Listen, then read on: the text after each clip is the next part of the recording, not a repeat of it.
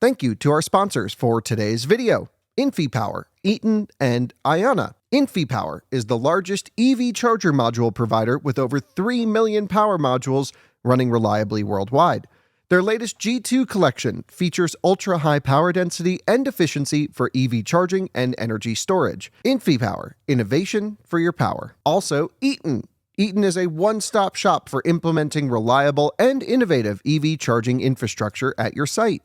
Across all applications, Eaton's EV charging infrastructure, hardware, and software gives you the scalability, flexibility, and intelligence you need to charge today and scale up tomorrow. Learn more at eaton.com/EVCI. And Ionna, North America's premier charging network. With unmatched commitment to elevating the customer experience, Ionna is opening America's roads to all EVs, giving drivers the coverage they need, the reliability they deserve, and the amenities they crave. Hello, good afternoon, and welcome to another Out of Spec Reviews video. You join me in South Korea with the new Hyundai IONIQ 9, and in this video I'm going to take you on my very first drive. Actually, that's not true. I just took this on a road trip all the way from Busan on the southern coast, beautiful little coastal town in South Korea, all the way to here, where I am just outside of the demilitarized zone of North Korea. If you're curious to see how this thing road trips, after this video, I shot a whole road trip video driving this vehicle up the entire east coast of South Korea for our Out of Spec Motoring channel, our sister channel to this one. However, in this video, I'm going to give you a full tour of the car, a refresher. I'm going to tell you all of my driving experiences with it. We're going to go drive it on the highway, in the city, and maybe we can even find some great twisty roads in the area as we make our way back to Seoul. We have about a 3-hour drive to do with this thing. Let's first start with a full tour. I'll tell you all about how it drives along the way. Should be tons of fun. Join me for my very first driving review of the Hyundai IONIQ 9.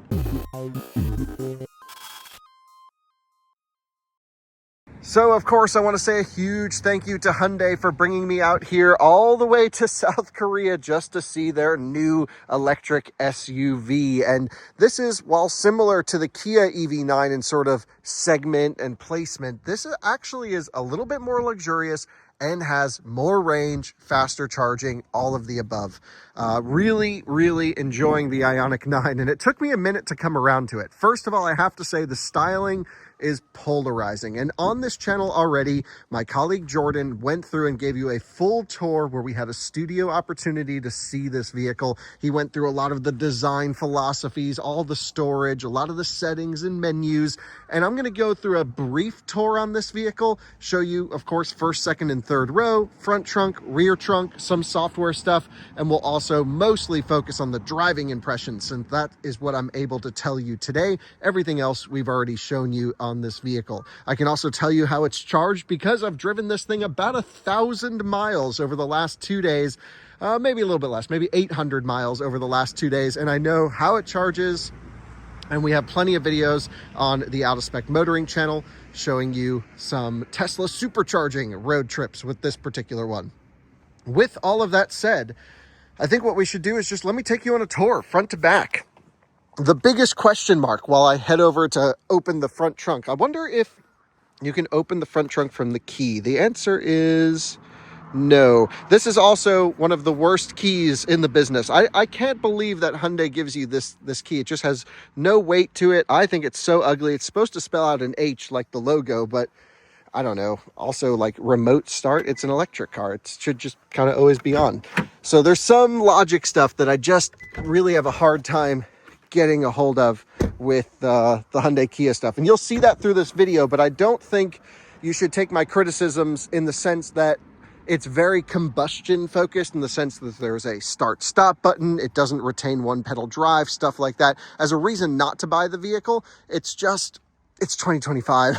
Tesla, Rivian, Lucid, they're getting it so right in terms of the user experience. And these guys can do it, but they just haven't gone all the way into the electric thing when it comes to the software and user experience. So this one has a pretty small front trunk. And the reason it has a pretty small front trunk is this is actually the dual motor all-wheel drive one. And it's actually the dual motor all-wheel drive performance. And I'll walk you through that in a second. You can see pixels everywhere down here. And just a nice place to put your storage cubbies, your 12 volt in case it forgets to charge up the 12 volt. Although one thing that is missing, at least on this spec, this is a Korean spec car, is there's no little light on the dash to tell you when the 12 volt is charging off the high voltage battery like every other EGMP vehicle on sale in our market. Now, if you're new to this brand, I know I just threw a lot of terms at you, so let me quantify a little bit about what all that means. EGMP stands for Electric Global Modular Platform. That is the platform that this vehicle is built on, along with adapted versions for its smaller brothers like IONIQ 5, IONIQ 6, and of course Kia EV9 is similar to this one, and other vehicles inside of Hyundai Motor Group that share their EV platform, the EGMP. This particular one is spec'd with every single available option. It's called the calligraphy trim, which means it's got massaging second row captain's chairs with screens, these 21-inch wheels wrapped in Michelin, I think probably Primacy, what are these things? Primacy Tour AS tires, and it's a 285, 45, 21 all around, so a square setup. Hyundai always tunes their vehicles really well from a chassis and suspension standpoint for the intended purpose.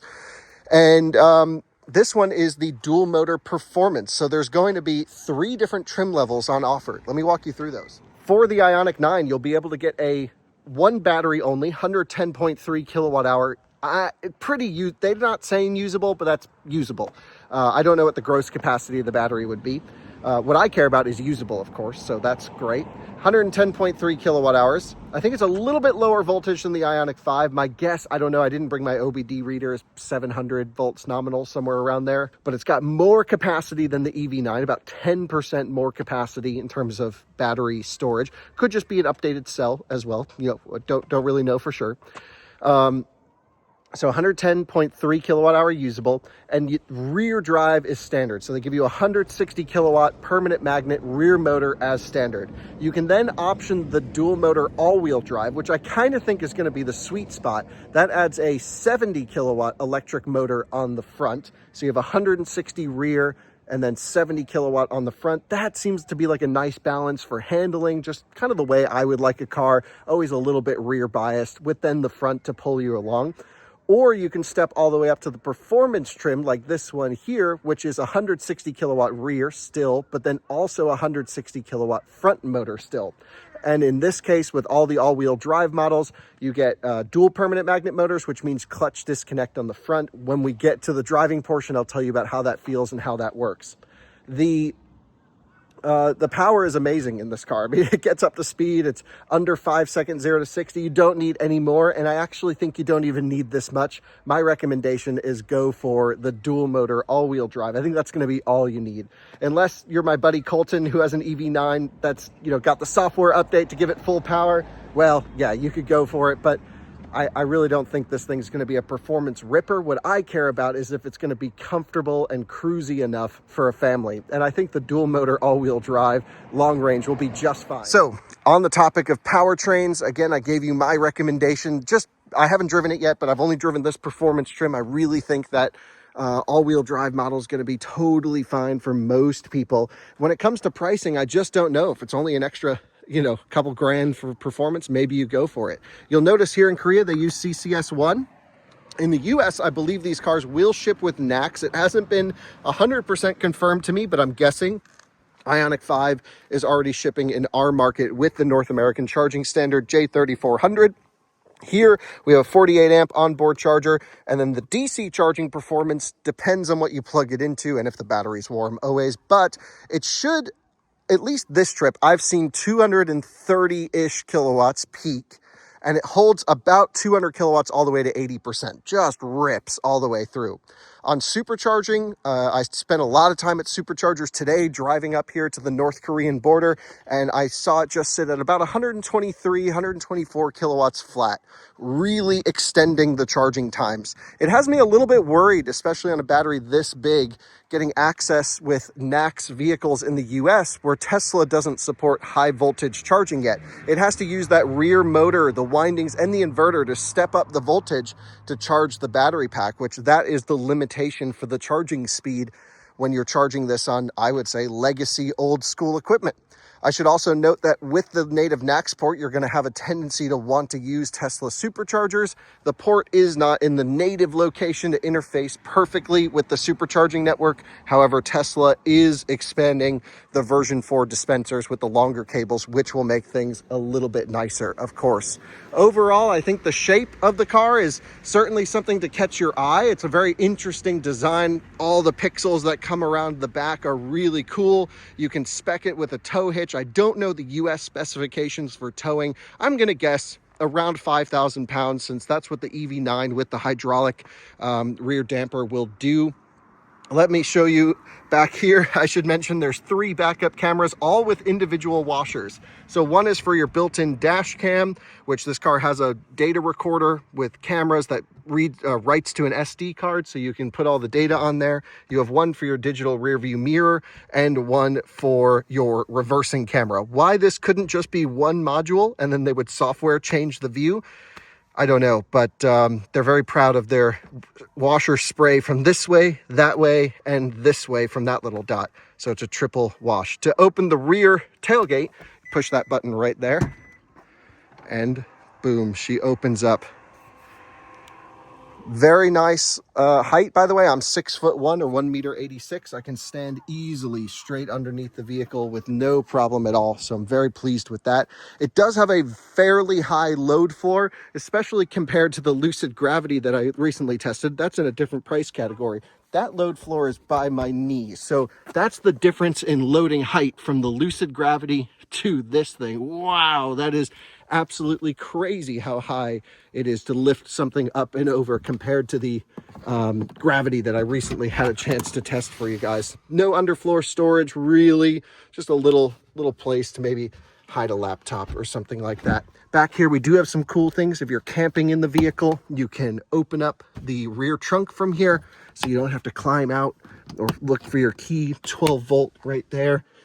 And we have second and third row folding options and unfolding options, which is wonderful. So let's see, right third row. Oh, I shouldn't fold that side. So you can fold everything flat and everything's electric in this particular trim. We have a smiley face. How about that? That's the Korean plug, I guess. In the US, this will just be a normal NEMA 515 outlet. If for whatever reason your charging cord ever gets stuck in your port, which really shouldn't happen, although it kind of does happen sometimes with Hyundai vehicles, you can undo this and pull the emergency release, and that will release the handle, the fast charging handle, in the case that happens. I only bring that up because I'm in the IONIQ 5 owners group, even though I don't own one, but I like to see what you guys think about it. And that's been a recurring theme where people have needed to pull the release latch on those vehicles. So let's close up the rear hatch at the moment. You can see this one doesn't have any privacy glass. I'm sure the US spec will. It's very weird that you just have no tint on this thing at all.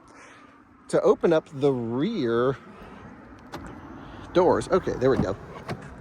Unlock, and here we go. A little bit of a mess situation. I'm gonna do a basically first, second, third row, probably on the driver's side, where I'm gonna set all the seating positions to my size. Again, 1.86 m or 6'1". And then I'll give you my impression of the second and third row room. I realize this is slightly repetitive to some of you who watched Jordan's video already on this vehicle, but I actually have not watched his video, so I want to figure it out for myself. Let's see how well I fit in this thing. Okay, jumping into the back seat of the IONIQ 9, and wow, first thing you can really notice is just plenty of room. I have the front seat set to my seating position. No soft closed doors on this vehicle, and that's probably the 90th time I haven't pulled the door hard enough. Super big shades back here. The peasant blockers are blocking. That's pretty impressive and really needed when they don't spec the privacy glass here in Korea.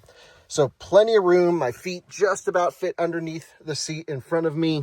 I've got a armrest. You can spec this with a third middle seat as well. So you can do captain's chairs plus bench if you wanted to. I think the captain's chairs are cool. Certainly the bench is interesting. We'll get in the third row in a minute. So I have climate controls back here. I have screen. Let me turn the car on so I can show you what's going on. Okay, quick hit of the start-stop button because it's 2004 and electric cars need start-stop buttons. I don't know what's up with that, but that's a different topic for another day.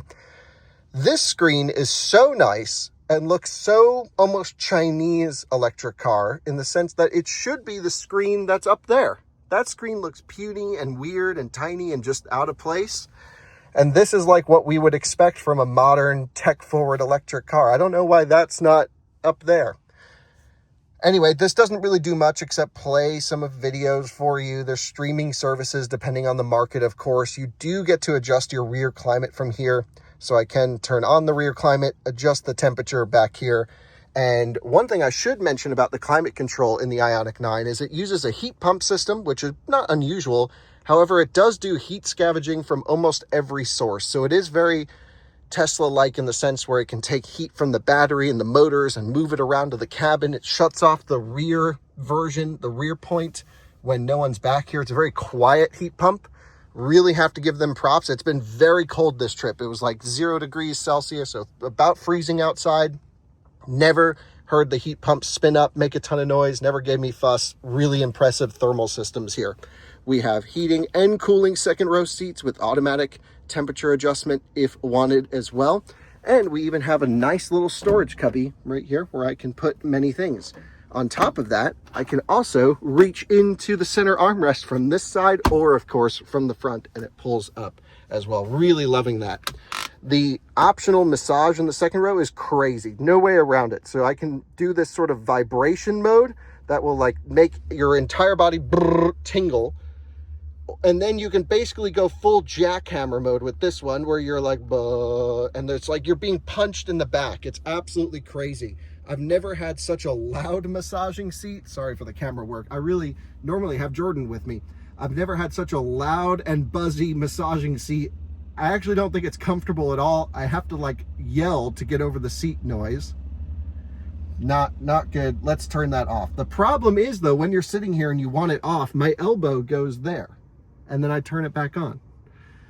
A little bit annoying. Some cool things about the second row though are there's this wraparound air vent system that comes here for the second and third row. So it does pass the dog test for Alyssa. However, there is no dog mode in this vehicle, but we are pleased with that.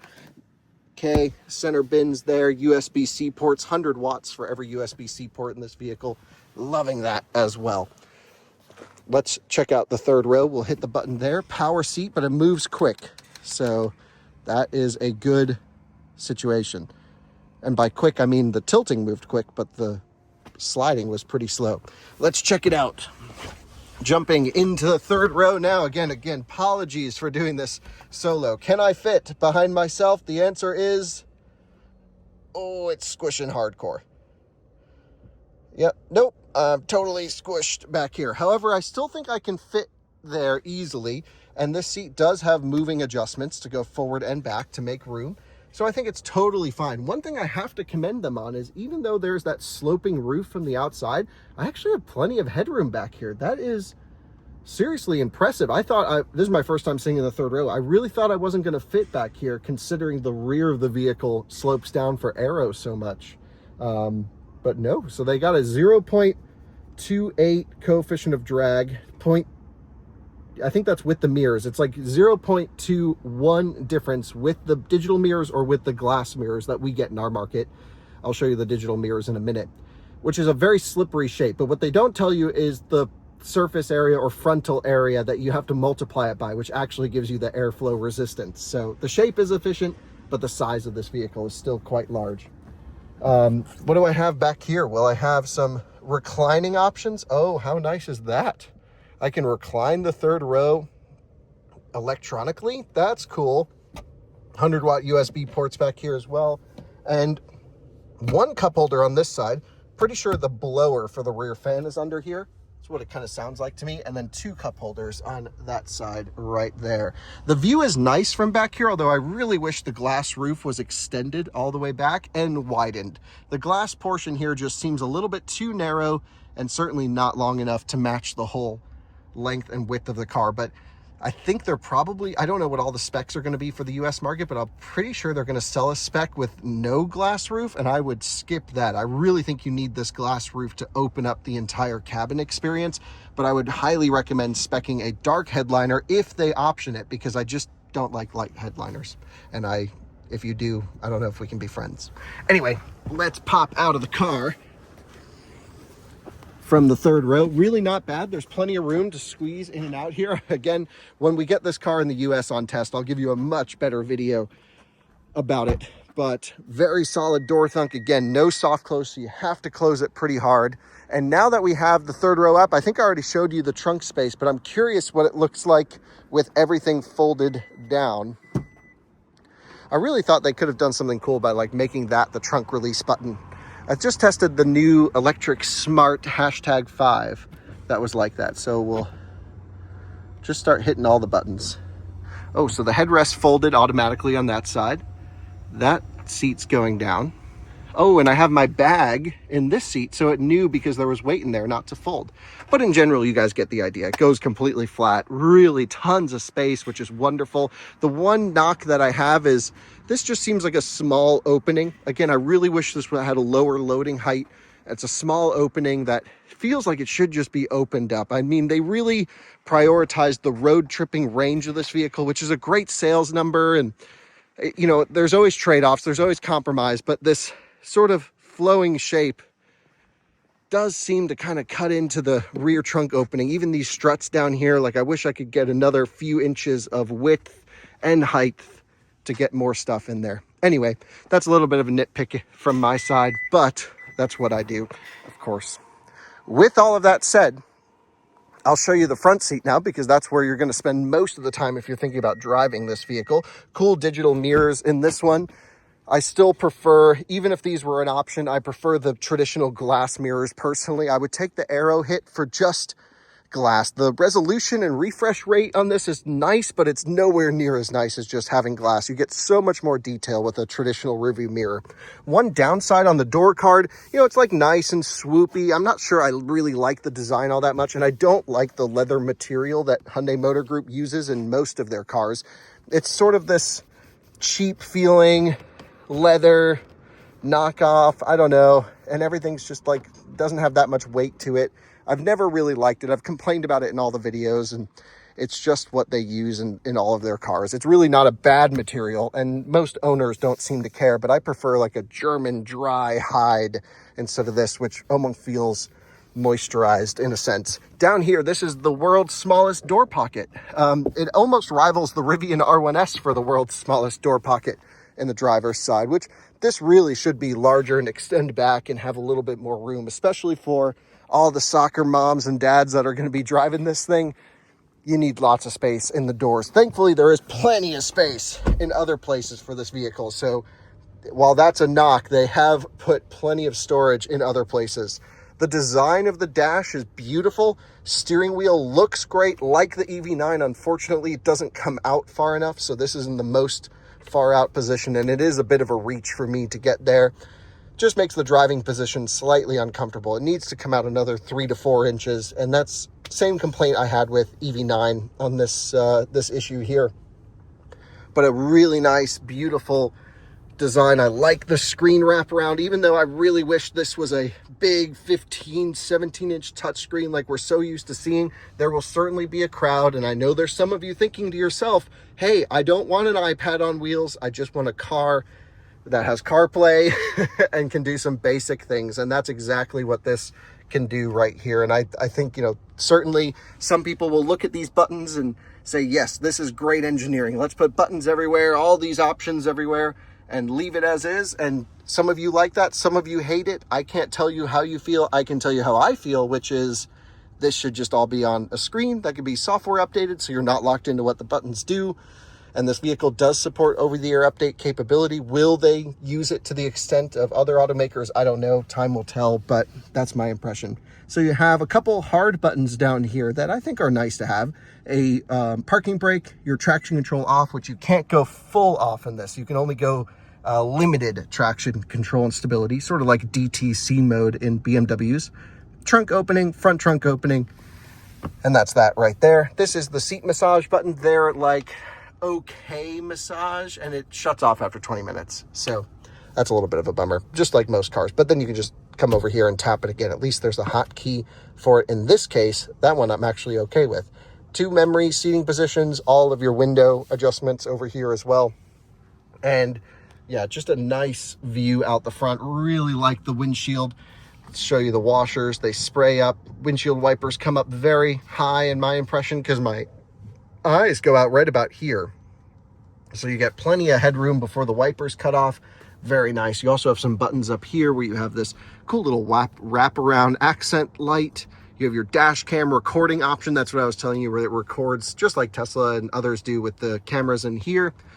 You have interior lighting, sunroof that actually opens up. Let's see how far back it goes. While that's going, we also have Blue Link SOS. I don't know, this makes a Korean lady talk, and I think this is for our toll pass. I'm not entirely sure. It could be market specific. Oh, that does not seem very far back at all. That is genuinely as far back as it goes. Well, that's lame. Okay, so it barely opens, and then you have a physical shade. That is wonderful to have, especially with a glass roof. A physical shade to come and block out the haters. Absolutely love it. There is a nice little storage compartment up here above the glove box, and then the glove box does open, which is ample sized. There is a nice little storage tray here as well, although if you spec the performance trim, anything you put here will go completely flying. And there's even a little sort of sunglass holder or some compartment down there that I believe this does the UV cleaning for.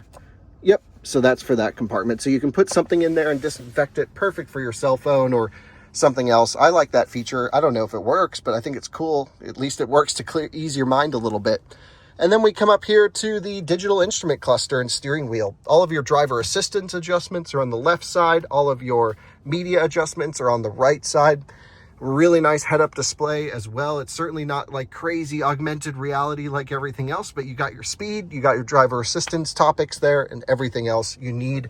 You have your typical Hyundai Group screens. Nothing is going to look unusual to you if you're familiar with these cars at all. I typically leave it on the power distribution menu, or I'll leave it on the driver assistance menu like that right there. And it does show other cars around you. They've also updated the driver assistance safety features where now if you're not paying attention or if you have a medical emergency, the vehicle will come to a stop. Previously, it would just shut off steering and go on power off the road. Really dangerous. Now it's only slightly dangerous because it will come to a stop, but it still shuts off steering. So like as long as there's no turn, you're going to be fine and stop in time. But if it will shut off steering before it comes to a stop. So they're working on it. They just need to watch our hogback reviews to get this dialed in. But it is a massive step in the right direction. The regen paddles on the back here adjust all of your one-pedal driving settings, which we'll talk about when we drive it here in just a few minutes. This uses CCNC, which I believe is the new software operating system that all of their Hyundai Kias will use. I still find it absolutely pack losing. I don't know. A lot of people, we've talked about this at length because we've had our Kia long-term cars for a while now, the EV9, the EV6, and others, and I cannot get on with this software. I think it's a little bit of a mess. I think it's hard to find things. You got to scroll through all these menus. It's very laggy. It's slow. It's not super intuitive. At the end of the day, though, it works fine for most owners.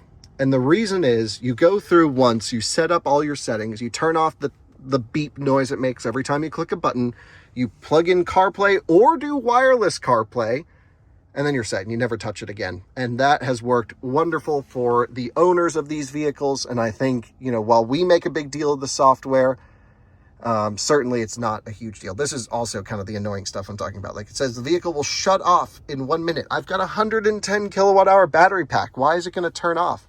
So it lets me choose the utility mode option, which is your simulated dog mode or something where you can leave your dogs in the car. It keeps the climate on, but it's not totally intended for that. I still think it's crazy how this is a new 2025 or 2026 vehicle launching with no keep climate mode, no camp mode, and no dog mode. But you do have utility mode, and there is an option to dim the screens in utility mode. So if you are going to camp in the vehicle, it's not as bright for you. So I should give them props on that. It's just basic functions that we expect from other electric cars are not here. So you've seen some good and some bad on the IONIQ 9 so far. And I think just finishing up on the bad, a lot of the software integration, a lot of the screens, the key function, all of these things, the fact it has a start-stop button, maybe annoy me and our audience, our loyal audience, the ones that are like EV drivers, a little bit more, because we're so used to driving what I believe to be the future of cars, which is you just get in, it should automatically go into drive for you, or you can manually select it and go. If I leave my dog in the car, I can hit dog mode and monitor them from my phone.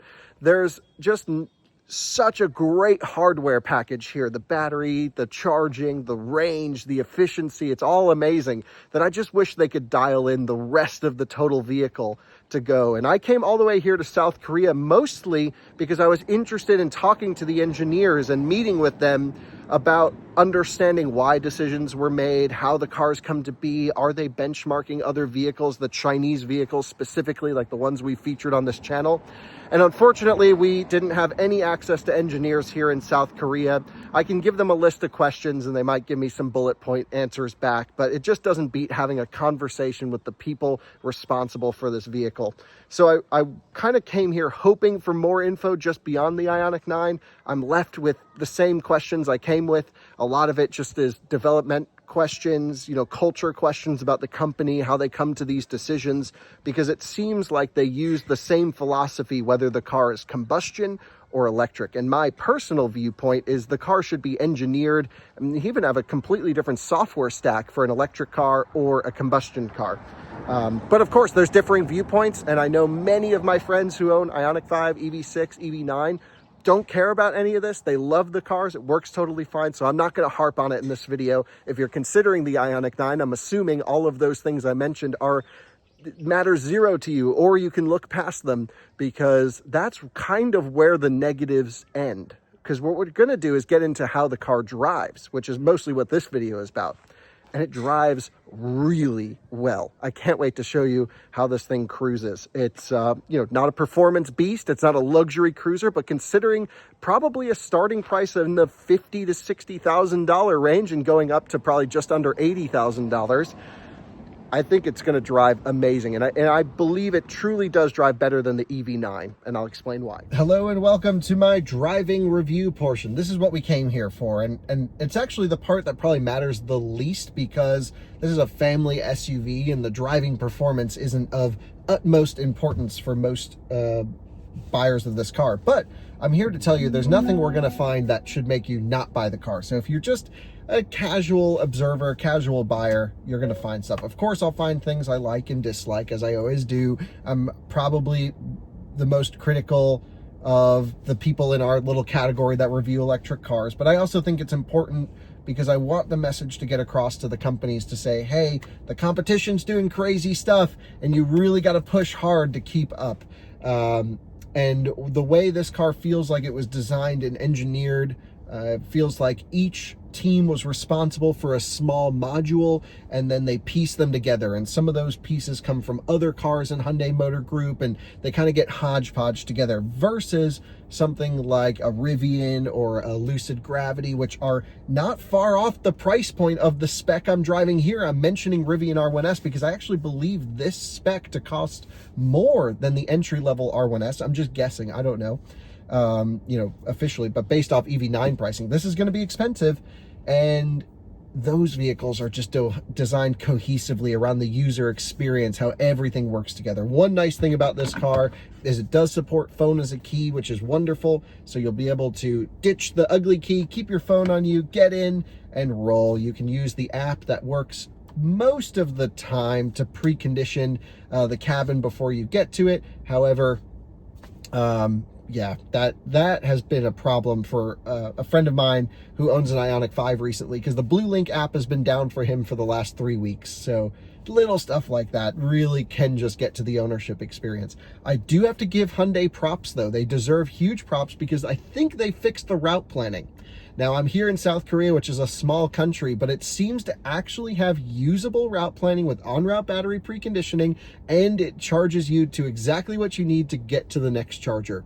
It will also allow you to select what state of charge you feel comfortable arriving to the charger with, along with your state of charge at the destination.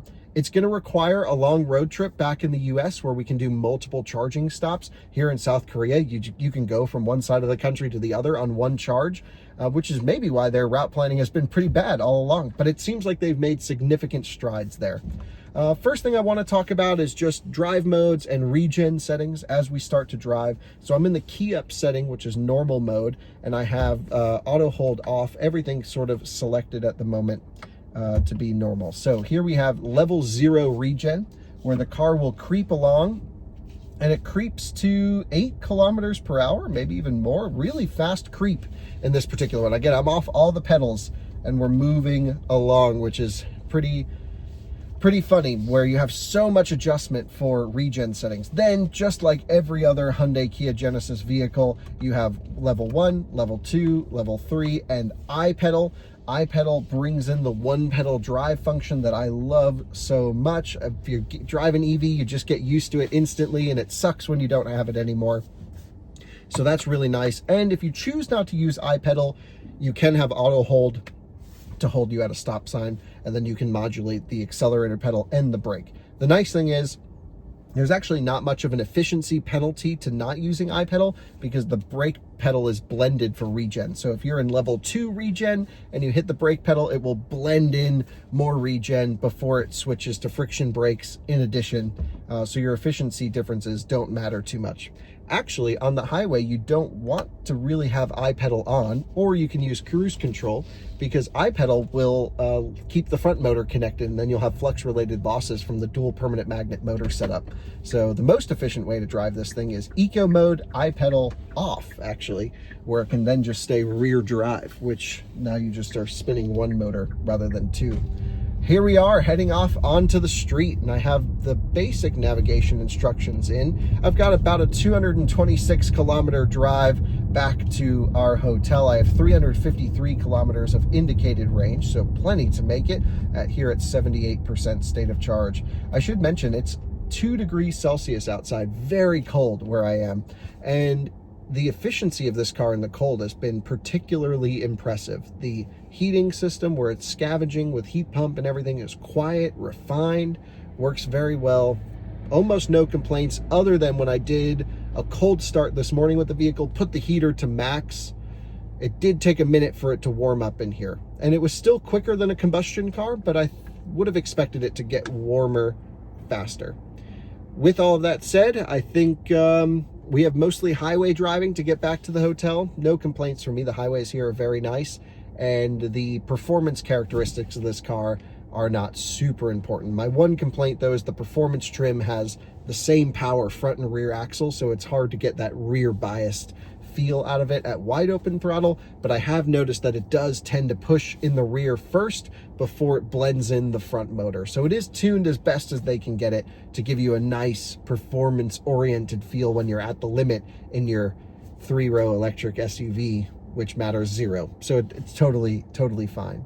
I will mention driving in traffic, though, keeping it in iPedal, using that one pedal drive to move around is just so effortless, so wonderful, and I think it has much better one pedal drive tuning with the dual motor than you would get with the single motor rear drive. A lot of you guys who have been longtime subscribers know we used to have an EV9 rear wheel drive, and the one pedal driving in that was super weak because they were always concerned about locking the rear motor. Here it can use that front motor to get more regen in, and it just feels so much better tuned in my impression, so much more cohesive. So let's get out on the road. We'll get up to higher speeds, as we're going to do right now. We'll test a little bit of the acceleration to start, just to feel what that's like with 320 kilowatts of power, 440 horsepower, right? Something like that. Here in normal mode, foot down. Plenty. It's dead silent, it's smooth, it's uneventful, it just gets up to speed wonderfully, and you don't need any more power than this. The performance trim certainly boogies. Interestingly, I do want to try what it's like to drive in eco mode actually, so I haven't tried this yet. Let's pull up our power distribution gauge. We should be in rear drive only, and I'm curious if it will stay rear drive if I floor it, or if it's going to bring in the front motor. So I'm going to launch it out of here from the traffic light at wide open throttle in eco mode. Let's see what happens. Oh, it does bring in the front motor. No, it's gone now. So it brought in the front motor for the launch just to get us off the line, and then it switched to rear wheel drive. Much slower in eco mode, very lazy response. That's really funny how the modes make such a big difference. In normal mode, while under normal cruising in town and on the highway, the vehicle again is rear drive most of the time, and then the front motor's open, the clutch is disconnected. If you are just driving normally and you're adding a little bit of power and easing up on the hill and doing whatever, you don't notice this at all. But I think their clutch reconnect strategy has gotten slower than the IONIQ 5. Watch this. We're doing 80 kilometers an hour, 75 kilometers an hour. I'm going to go foot down in 3, 2, 1. First hit of power, waiting. There's the second motor. So it takes a second for it to reconnect, rev match, reconnect, then add power, compared with the other cars, which I feel reconnect faster. If that annoys you, which it annoys me in a performance setting, you can go into sport mode, which then locks the front motor connected all the time, and there's zero delay. As soon as you put your foot down, boom, full power. Feels really great. Little Hyundai Casper right here, same as the Inster in other markets. So fun. There's also off-road modes, terrain modes, which you have auto, snow, mud, and sand mode, which I think is great. We'll have to test those at some point. Again, we're just in South Korea on paved highways, so we're not using those modes at the moment, but they adjust ESP, throttle calibration, stuff like that. And I should also mention, when the vehicle's towing, it does keep both motors connected all the time. It always takes forever to explain the Hyundai Kia stuff, all the different drive modes and regen settings, and it's just the rigmarole we go through every time we drive one of these. But a lot of people should understand the differences between the modes, and I'm hopefully able to shed a little bit more light on it than maybe the average consumer would know from their memory. So let's go full throttle off the line in normal mode, get up to speed, plenty of rip, up to 100 kph right there, boom, shoots away from the line. You don't need any more. The motors are almost dead silent. You do get a whiff of the electric noises coming from especially the front motor, but the rear is completely dead silent, and it's just got this nice magnetic force that pulls you along. A lot of people will say electric cars all drive the same. I completely disagree. Each one drives totally different, and this drives how the Hyundai Kia stuff drives. And so if you're used to an IONIQ 5, you'll experience it here, but it's totally different than Rivian, and totally different from Lucid, and totally different from other vehicles in this class like Tesla Model X and others.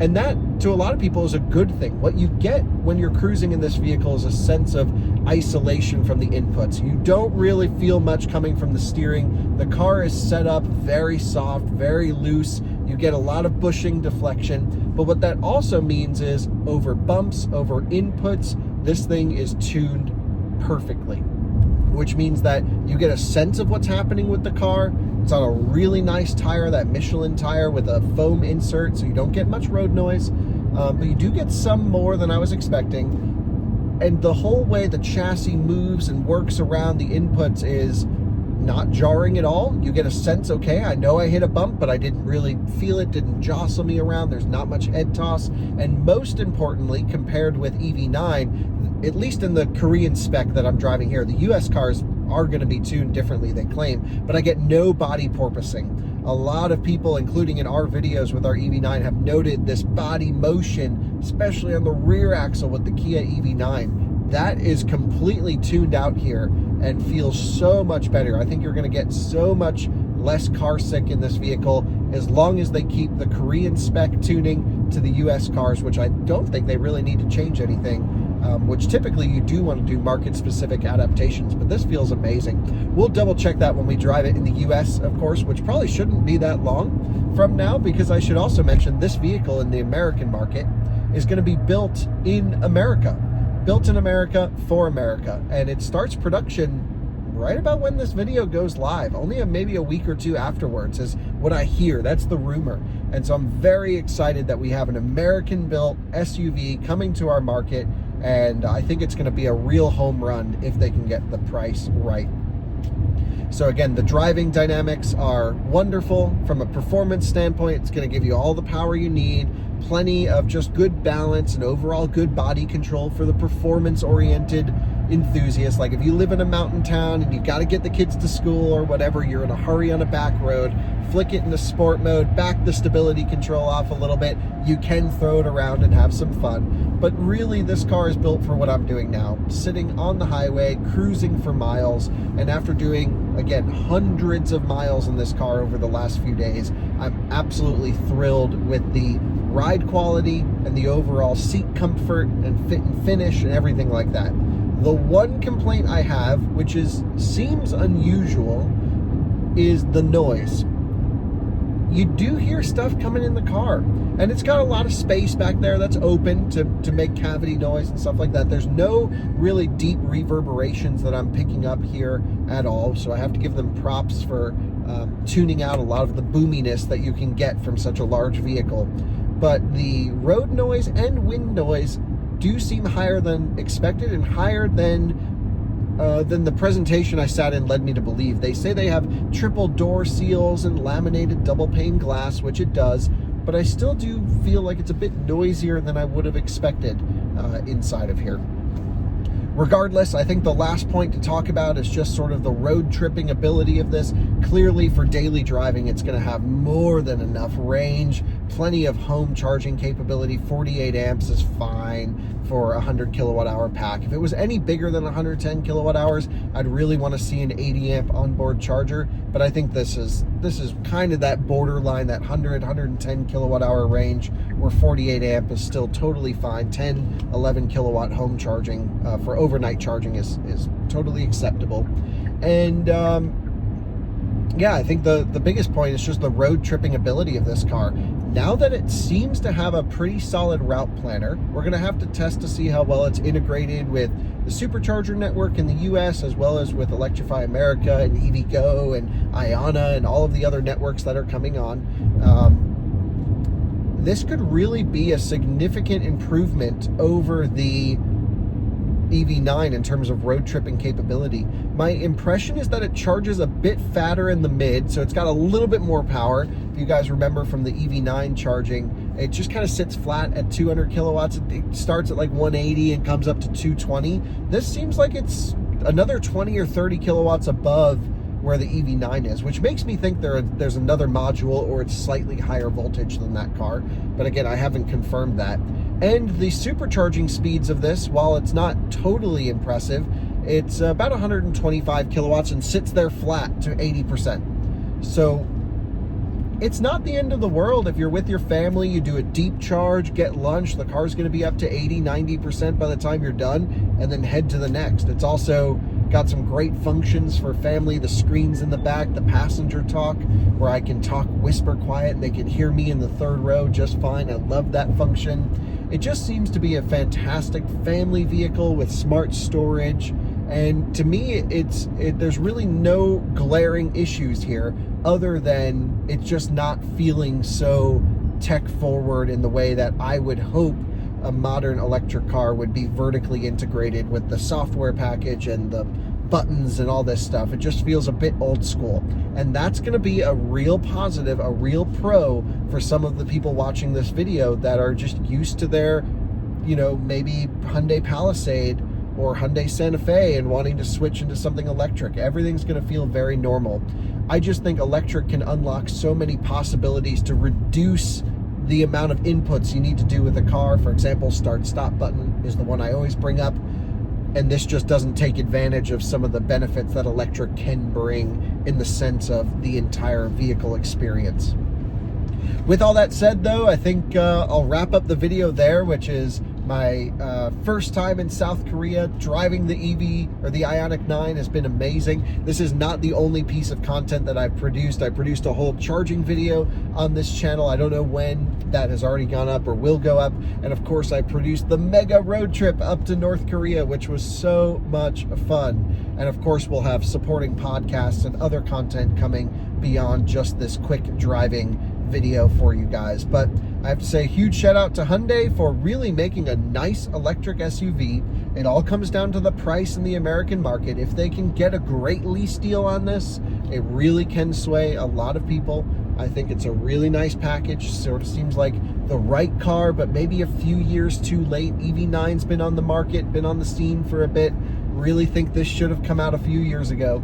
It's not pushing the boundaries in any category. It's not the longest range, not the fastest charging, not the cheapest, not the most expensive. It's just a nice mid-range electric SUV that I think if you buy it, you're gonna have very few regrets, as long as the reliability is high. Here's to hoping they fix the 12-volt issues and the ICCU issues that have plagued the GMP vehicles from a reliability standpoint. Those were the two main issues. I hear they're fixed, which means this thing should just last a long time. The degradation seems to be relatively low with these prismatic cells, and I think this is going to be a great car. So, of course, I will follow up this video with podcasts and other supporting videos. Thank you so much for watching. If you were concerned at all about the driving performance of IONIQ 9, you have nothing to worry about. This thing is a cruiser. It's a great city driver. It's, get the relaxed position in, get the massaging seats on, and just cruise. And I think everyone will enjoy this one for sure. I know I certainly do. I just can't wait to see what Hyundai does with their next generation cars. I feel like we've got to be getting close to just making a fully integrated, nice, holistic package, and for the entire car to match as well as their hardware does. I really want them to work on software. So thanks so much for watching this video. See you in another one again soon. Bye-bye.